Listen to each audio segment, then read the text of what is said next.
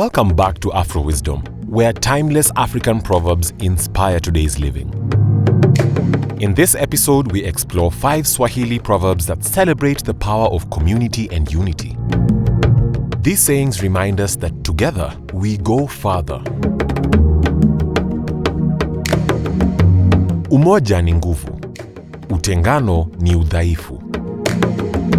Unity is strength, division is weakness. A united group can achieve great things, while disunity weakens everyone involved.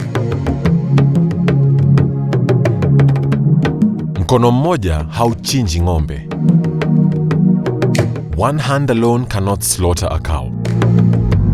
Big tasks require teamwork. Alone we may struggle, but together nothing is impossible.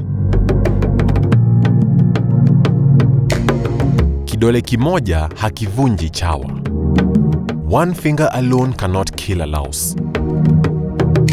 Cooperation is necessary to solve problems. We need each other's support. Asiyefunzwa na mamae, hufunzwa na ulimwengu. One who is not taught by their mother will be taught by the world. The community plays a role in raising and educating.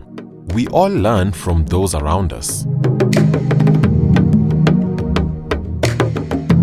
Bahari haivukwi kwa kuogelea pekee. The ocean cannot be crossed by swimming alone. Some challenges are too big for one person. Collective effort is key to overcoming them.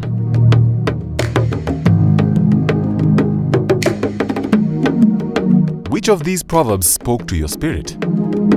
Let us know in the comments.